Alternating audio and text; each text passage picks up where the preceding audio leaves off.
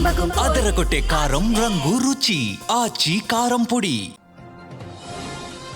ఇక ముఖ్యమంత్రి రేవంత్ రెడ్డి మంత్రులతో నేడు కీలక సమావేశం నిర్వహించనున్నారు. ఇంటిగ్రేటెడ్ పోలీస్ కమాండ్ కంట్రోల్ సెంటర్లో ఈ కీలక భేటీ జరగనుంది.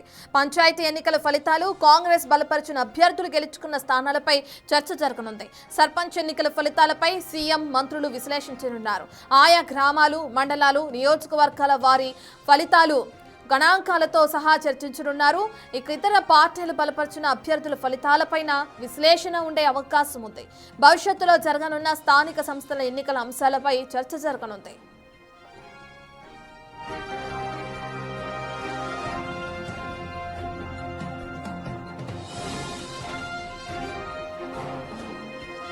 ఈ భేటీ ఎజెండాలో ఇటీవల ప్రభుత్వం ప్రతిష్టాత్మకంగా నిర్వహించిన గ్లోబల్ సమ్మిట్ అంశం సైతం ఉండనుందని తెలుస్తోంది. ఐఏఎస్, ఐపీఎస్ అధికారుల బదిలీలకు ప్రభుత్వం మళ్లీ రంగం సిద్ధం చేస్తుందని భావిస్తున్న తరుణంలో పనితీరు బదిలీలు ఉంటాయని, దీనిపై నిర్ణయం తీసుకుంటామని తెలుస్తోంది. రాష్ట్ర స్థాయి నుంచి జిల్లా స్థాయి వరకు బదిలీల జాబితాల్లో చేరనున్నట్లు సమాచారం.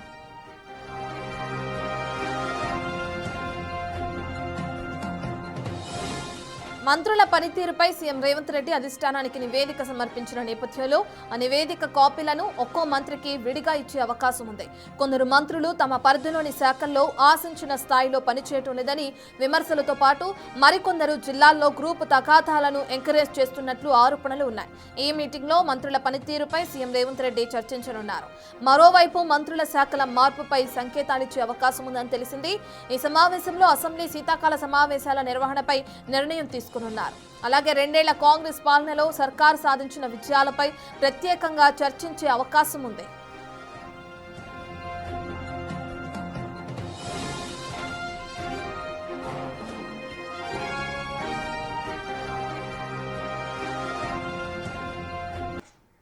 ఇంటిగ్రేటెడ్ పోలీస్ కమాండ్ కంట్రోల్ సెంటర్లో అటు ముఖ్యమంత్రి రేవంత్ రెడ్డి మంత్రులతో సమావేశం నిర్వహించనున్నారు. సమావేశానికి సంబంధించిన పూర్తి డీటెయిల్స్ అందించడానికి మా ప్రతినిధి వాసు అందుబాటులో ఉన్నారు. వాసు, మనం చూస్తున్నాం ఎప్పుడు సమావేశం ప్రారంభమయ్యే అవకాశం ఉంది, సీఎం షెడ్యూల్ ఏ విధంగా ఉందనుకోవచ్చు, ప్రధానంగా ఈ సమావేశంలో ఏ అంశాల గురించి చర్చిస్తున్నారు, నిన్న కేసీఆర్ చేసిన వ్యాఖ్యలు కూడా సమావేశంలో చర్చకొచ్చే అవకాశం ఉన్నట్లు కనిపిస్తుంది. డీటెయిల్స్ ఏ విధంగా ఉన్నాయి వాసు? రత్న, ఈరోజు ముఖ్యమంత్రి రేవంత్ రెడ్డి బంజారాహిల్స్ ICCCలో కూడా మంత్రులతో కీలక భేటీ నిర్వహించబోతున్నారు. అయితే ఇటీవల కాలంలో జరిగినటువంటి గ్రామ పంచాయతీ ఎన్నికల నేపథ్యంలో కూడా నియోజకవర్గాల వారీగా జరిగినటువంటి ఫలితాలు, వాటికి సంబంధించినటువంటి ఏదైతే ఇప్పటివరకు కూడా జరిగినటువంటి ఫలితాల్లో ఎక్కడెక్కడ ఏ కాన్స్టిట్యున్సీలో తక్కువ ఫలితాలు వచ్చాయి, ఎవరెవరు ఎమ్మెల్యేలు దానికి బాధ్యత వహించాల్సి ఉంటుంది, ఆయా జిల్లా మంత్రులతో పాటు ఆ ఇన్ఛార్జి మంత్రులకు సంబంధించి కూడా ఈరోజు 2 రకాల నివేదికలు తీసుకురావాలనుకోవడం జరిగింది. కాన్స్టిట్యున్సీ వైజ్గా, జిల్లా వైజ్గా కూడా ఎందుకు ఓడిపోవాల్సి వచ్చింది, ఒకవేళ ఇతర పార్టీ గెలిస్తే ఎందుకు గెలవాల్సి వచ్చింది అన్న అంశానికి సంబంధించి కూడా పూర్తి స్థాయిలో అంటే కీలకంగా 3 జిల్లాలకు సంబంధించి నల్లగొండ, మరోపక్క పాలమూరు జిల్లాకు సంబంధించిన వ్యవహారం కావచ్చు, ఈ కీలక జిల్లాలకు సంబంధించిన ఖమ్మం సంబంధించిన వ్యవహారం కావచ్చు, వీటిపైన పూర్తి స్థాయిలో సమీక్ష నిర్వహించబోతున్నారు. ఇక ముఖ్యమంత్రికి సంబంధించి కూడా మంత్రుల పనితీరు పైన కూడా ఆయన ఒక ప్రోగ్రెస్ రిపోర్టు రెడీ చేసినట్టుగా తెలుస్తూ ఉంది. దానిపైన కూడా వాళ్ళతో సమీక్షించే అవకాశాలు కనిపిస్తున్నాయి. ఇటీవల కాలంలో ఎవరైతే ప్రధానంగా బీఆర్ఎస్ పార్టీ నేతలకు సంబంధించిన ఆరోపణలకు సంబంధించి కూడా సమర్థవంతంగా ఎదుర్కోలేకపోతున్నాం. నిన్న కేసీఆర్ మీడియా సమావేశంలో కూడా చేస్తున్నటువంటి ఆరోపణలకు సంబంధించి కూడా ప్రభుత్వం చేసి కూడా అంటే ఇప్పటివరకు అమల్లో ఉన్నటువంటి పథకాలు కావచ్చు, చేపడుతున్నటువంటి ప్రాజెక్టుల విషయంలో కావచ్చు, ప్రచారం చేసుకోలేకపోతున్నటువంటి అంశానికి సంబంధించి కూడా దిశానిర్దేశం చేసే అవకాశం ఉంది. అనవసరంగా ప్రతిపక్షాలకు తావిచ్చే విధంగా ఉండకూడదు, మనం ఏం చేస్తున్నాం అది ఖచ్చితంగా ప్రజల్లోకి తీసుకెళ్లాలి అనే అంశంపైన కూడా దిశానిర్దేశం చేసే అవకాశం. ఎందుకంటే రాబోయే జెడ్పీటీసీ, ఎంపీటీసీ ఎన్నికలకు సంబంధించి పార్టీ గుర్తుపైన పోటీ చేయాల్సిన అవసరం ఉంది.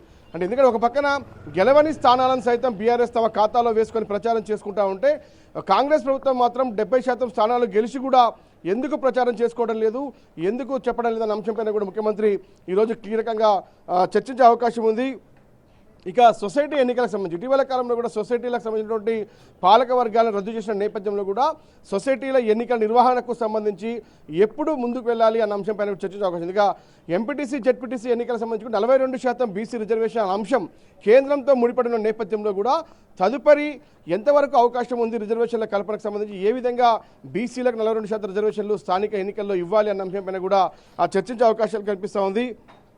ఇక కార్పొరేషన్ల చైర్మన్లు రాష్ట్ర వ్యాప్తంగా కూడా ప్రభుత్వం వచ్చి 2 ఏళ్లు దాటినప్పటికీ కూడా ఇంకా 26 కార్పొరేషన్ చైర్మన్లు పెండింగ్లో ఉన్న నేపథ్యంలో ఎవరికి ఇవ్వాలి, ఏ కార్పొరేషన్ పెండింగ్ ఉన్నాయి, ఏ మంత్రులు ఎవరి పేర్లు ప్రతిపాదిస్తారనే అంశానికి సంబంధించి కూడా ఇప్పటికే దాదాపుగా ఒక లిస్టు ఫైనల్ అయిన నేపథ్యంలో కూడా దానిపైన ఫైనల్ చేసి ఎంపీటీసీ జెడ్పీటీసీ కంటే ముందే కార్పొరేషన్ల చైర్మన్ల నియామకాలు చేపట్టే అవకాశం కనిపిస్తూ ఉంది.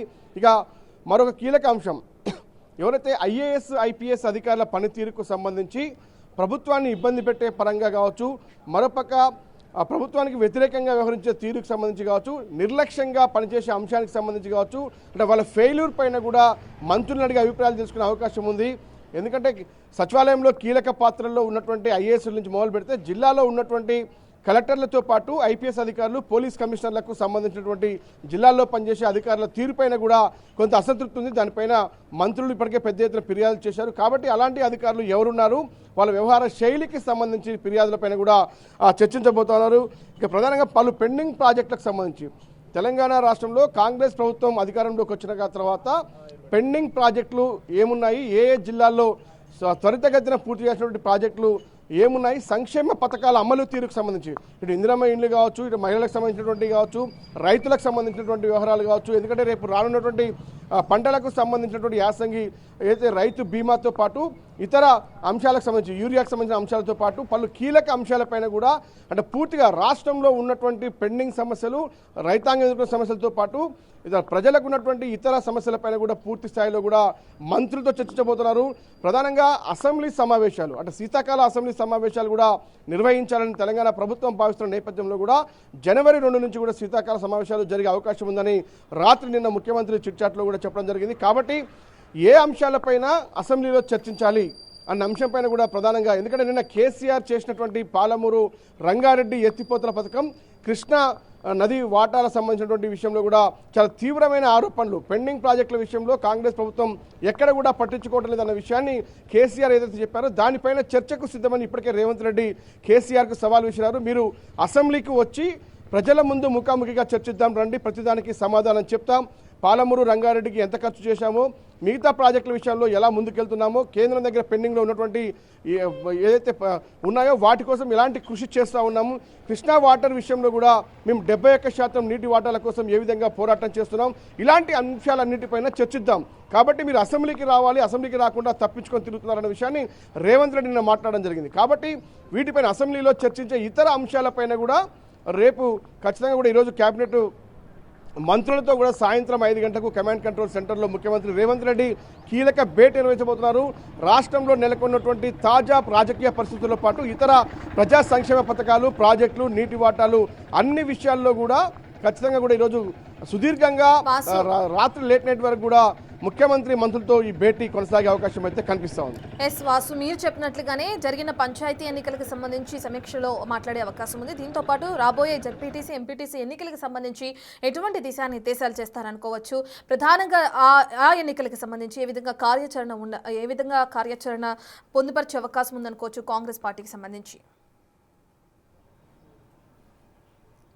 ఎస్, ప్రధానంగా రెబల్స్ బెడద కాంగ్రెస్ పార్టీలో ఏదైతే టికెట్ ఆశించిన వాళ్ళే సర్పంచ్ ఎన్నికల్లో కూడా రెబల్స్గా గెలుపొందారు. వాళ్ళు కొంత బీఆర్ఎస్ సపోర్ట్ తీసుకొని కూడా పార్టీ మారాల్సిన పరిస్థితి ఏర్పడింది. కానీ వాటిని ఎందుకు కట్టడి చేయలేకపోయారనే అంశానికి సంబంధించి కూడా స్థానిక ఎమ్మెల్యేలతో పాటు ఆయా జిల్లాల మంత్రుల్ని కూడా ఖచ్చితంగా అడిగే అవకాశం కనిపిస్తుంది. కాబట్టి ఈరోజు పార్టీ గుర్తు లేకుండానే చాలామంది రెబల్స్ పోటీలో దిగారు కాంగ్రెస్ పార్టీకి సంబంధించి. కానీ రేపు ఎంపీటీసీ ఎన్నికల్లో వెళ్తున్న నేపథ్యంలో చాలా పెద్ద ఎత్తున పోటీ ఉండే అవకాశం ఉంది.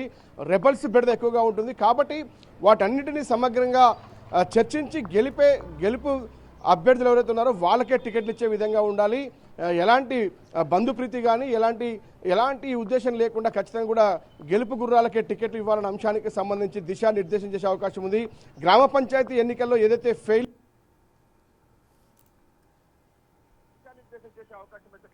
దిశానిర్దేశం చేసే అవకాశం అయితే కనిపిస్తూ ఉంది.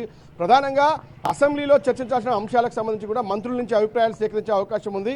ఇక బీఆర్ఎస్ పార్టీ ఇప్పటికే పోరుబాట పడుతున్నామంటూ కూడా కేసీఆర్ ఫామ్ హౌస్ వదిలి బయటకు వచ్చిన నేపథ్యానికి సంబంధించి కూడా ఏ విధంగా బీఆర్ఎస్ పార్టీని ఎదుర్కోవాలి, కేసీఆర్ చేస్తున్న ఆరోపణలు ఏ విధంగా తిప్పికొట్టాలి అన్న అంశానికి సంబంధించి పైన కూడా ఒక దిశానిర్దేశం చేసే అవకాశాలు కనిపిస్తున్నాయి. ఈ రోజు ముఖ్యమంత్రితో జరిగేటువంటి మంత్రుల భేటీ చాలా కీలకంగా అవుతుంది. సాయంత్రం 5 గంటలకు ICCCలో యొక్క భేటీ ప్రారంభంగాను. Right, thank you Vasu.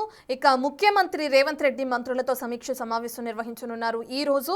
ఇక దీనిలో భాగంగా ఇప్పటి వరకు జరిగిన పంచాయతీ ఎన్నికలకు సంబంధించి, రాబోయే జెడ్పీటీసీ ఎంపీటీసీ ఎన్నికలకు సంబంధించి, నిన్న కేసీఆర్ చేసిన వ్యాఖ్యలకు సంబంధించి ప్రధానంగా చర్చించే అవకాశం కనిపిస్తుంది.